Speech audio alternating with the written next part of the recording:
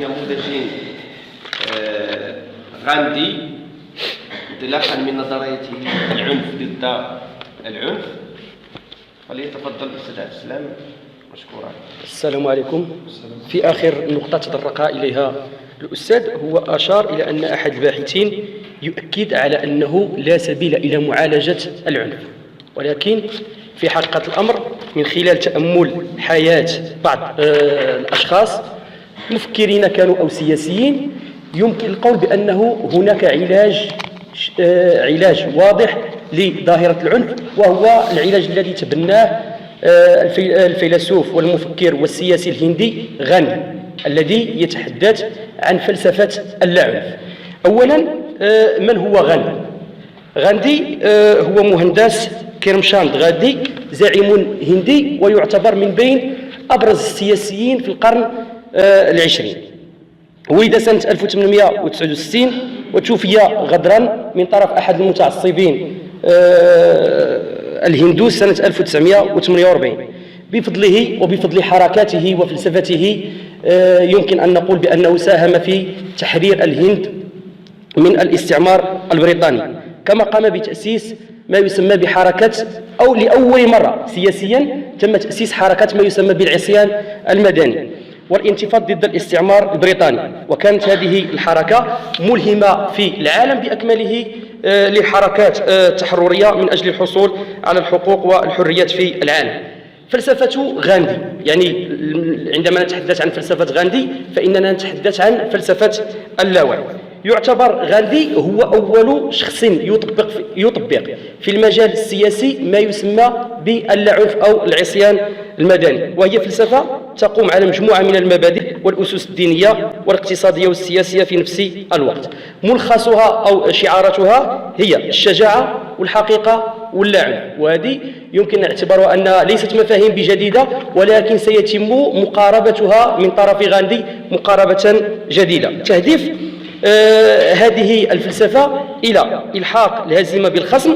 انتبهوا الكلمة هنا، إلحاق الهزيمة بالخصم، ولكن ليست الهزيمة هنا التي نلحقها بالخصم هزيمة قائمة على العنف كما تطرق إلى ذلك مجموعة من الفلاسفة، بل هو في هذا الصدد ينتقد العنف. كيف؟ احنا نشوف كيف سينتقد غاندي هذه المسألة. إلحاق الهزيمة بالخصم عن طريق الوعي الكامل والعميق بالخطر المحدق وتكوين قوة قادرة على مواجهة هذا الخطر بالعنف. فما هو العنف عند غاندي؟ يقول غاندي أن العنف هو إرادة أو ليست نية سيئة في حق الأدب بكل ما يحيا. هناك كاين في تاريخ الفلسفة واحد القصة، هو أن واحد الشخص كان مارا من تحت غصن فضربه الغصن. طرح السؤال: ماذا سيفعل هذا الشخص مع هذا الغصن؟ هل سيكسره أم لا؟ السؤال هو عنده جوج الاحتمالات، إما أن يكسر الغصن أو لا يكسر الغصن. إذا كسر الغصن لأنه ألحق الأذى به فيعتبر عملا حيوانيا، ولكن إذا كسره لكي لا يؤذي شخصا آخر فهذا عمل إنساني. وهنا كتبلور هذه الفكرة ديال اللاعنف عند غاندي. إذن اللاعنف هو الغياب التام للإرادة السيئة تجاه كل ما يحيا، بمعنى أن لا تكون هناك أي إرادة سيئة تجاه الكائنات الحية، ليس الإنسان فقط، وإنما الحجر والشجر والبقر وكل ما يوجد في هذه الدنيا. بل إن اللاعنف في صورته الفاعلة هو إرادة تجاه كل ما يحيا. إنه يعني اللاعنف هو حب مكتمل وكامل، يعني الأساس اللي كنبني عليه اللاعنف عند غاندي هو الحب. إن اللاعنف من وجهة نظر غاندي لا يعد عجزا أو ضعفا، ذلك أن الامتناع عن معاقبة شخص ما لا يعتبر غفرانا إلا عندما تكون القدرة على المعاقبة قائمة فعليا، وهي لا تعني كذلك عدم اللجوء إلى العنف مطلقا. باش نفهموا السياسة أو الفلسفة ديال غاندي، يقول بأنه عندما نتبنى سياسة اللاعنف أو فلسفة اللاعنف، هذا ليس معناه بأنني لا يصدر عني أي عنف على الإطلاق. يقول: فأنا مستعد إلى أن أستعمل العنف 1000 مرة، ولكن السبب شنو هو؟ إذا لاحظت بأن الجنس البشري بإمكانه أن يزول من طرف استعمال العنف من طرف شخص آخر، بمعنى أنه يمكنني أن أستعمل العنف ولكن من أجل الدفاع فقط عن نفسي وعن الجنس البشري إذا لم توجد هناك أي وسيلة أخرى لمحاربة هذا العنف الصادر من الطرف الأول، بمعنى أنه يمكن أن أواجهه بدون عنف، ولكن إذا لم يعد هناك صبر ولم تعد هناك حلول مع الطرف الآخر، هنا يقول غاندي بأنه يمكننا أن نلجأ إلى العنف. إذن الهدف من سياسة اللا عنف عند غاندي هي إبراز ظلم الخصم من جهة، وتأليب الرأي العام على هذا الظلم من جهة ثانية، تمهيدا للقضاء عليه كلية أو على الأقل حصره والحيلولة دون تفشيه. فلنجاح اللاعنف لا بد أن يتمتع الخصم الآخر، يعني الطرف الأول والطرف الثاني، أن يكون الطرف الثاني يعني الطرف المعنف ليس الطرف المعنف، أن يكون ذو ضمير حي وحرية تمكنه في النهاية من فتح حوار موضوعي مع الطرف الآخر، وهكذا يكون الهدف من اللاعنف هو فتح جسور التواصل مع الآخر من أجل الوصول إلى الحقيقة وتحقيق الحب والسلام. إن اللاعنف بهذا المعنى ليس تخليا عن كل صراع حقيقي ضد الشر، بمعنى أنني عندما ألجأ إلى اللاعنف فهذا ليس معناه الاستسلام ضد القوة الغاشمة وجعلها تفعل ما تريد، بل هو على العكس من ذلك مناهض للشر بكفاح وصراع فعال يتجاوز حدود قانون القصاص. يقول غاندي: فاللاعنف هو شريعة الجنس البشري، اللاعنف هو شريعة الجنس البشري، والعنف هو شريعة الجنس الحيواني. إذن احنا عندنا جوج مستويات، عندنا ما هو إنساني وما هو حيواني.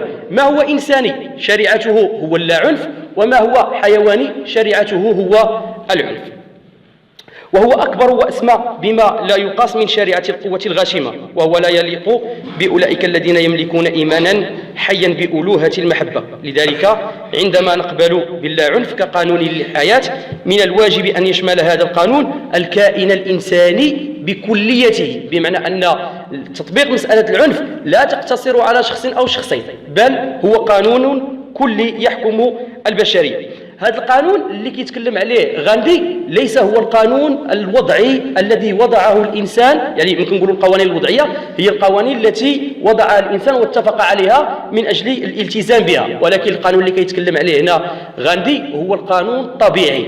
كنقولوا القانون الطبيعي القانون الفطري الذي جبل عليه الإنسان، وهي اللي كيسميها جون جاك روسو بالطبيعة الخيرة للإنسان، بمعنى أن الإنسان كما سبق وأشارت المقاربة النفسية على أن الإنسان شرير بطبعه أو أن العنف فطري. يقول غاندي بأن العنف ليس فطريا، بل يمكن اعتباره شيئا مكتسبا، ولكن الإنسان يمكنه أن يتجاوز ويتغلب على هذا العنف. السؤال هو اللي يمكن نطرحه في هذا الإطار: كيف يمكن أن نكون لا عنفيين، أي أن نتحلى بمبدأ اللا عنف؟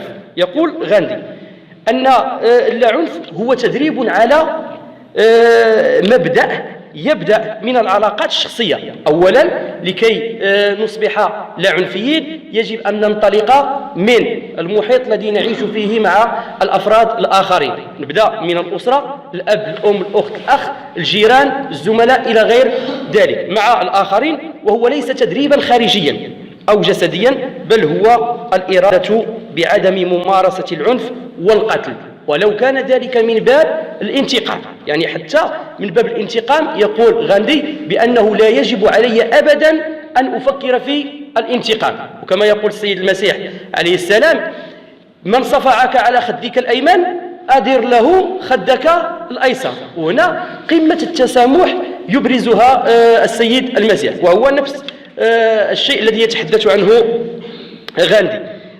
لكي لا نطيل كثيرا سنتحدث أو سأقتصر على بعض التعليمات التي قدمها غاندي لجماعة الساتياغراها. الساتياغراها واحد الجماعة أسسها غاندي، يعني جماعة كانت مناضلة، هدفها هو تحرير الهند، ولكن ليس تحرير الهند عن طريق العنف وإنما عن طريق اللاعنف.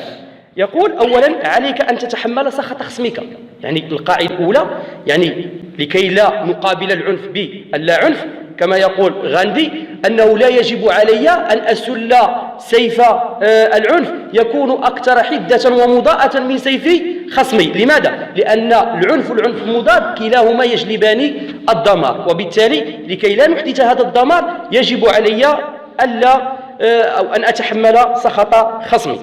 ثانيا يقول عليك أن تصبر على اعتداءات الخصم من غير التفكير في الانتقام منه بتاتا. ثالثا رفض الانتقام يباعد بينك وبين المسبة والشتيمة. رابعا يقول على المقاوم المدني، وكيسميه المقاوم يعني المناضل المدني، يجب على المقاوم المدني ألا يسب خصمه أو يهينه أبدا، أو أن يرفع شعارا من الشعارات التي لا تتوافق مع فلسفة اللاعنف. خامسا إن أهين مسؤول النضال فعلى المقاوم المدني أن يحميه وأن يدافع عنه ولو كلفه ذلك حياته. هذه من بين المبادئ التي رفعتها هذه الجماعة من أجل أن لا يواجهوا عنف الاحتلال البريطاني بعنف آخر يؤدي إلى دمار البشرية.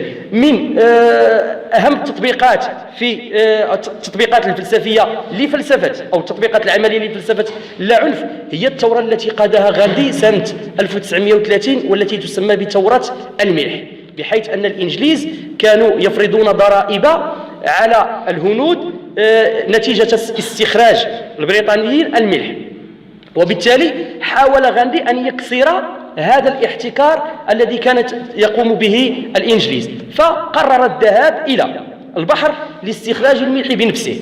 وهنا عنده دلالات نضالية، وبالتالي عندما رأى المواطنون الهنود غاندي متجها إلى البحر رافقوه، وبالتالي استمر الاعتصام لمدة طويلة. حينها يعني عجزت السلطات البريطانية على تصدي لهذا العمل، فقرروا التفاوض مع غاندي وخرجوا بمعاهدة اسمها غاندي إيروين. هذا كان هو المنتدب البريطاني في الهند. والسلام عليكم ورحمة الله وبركاته.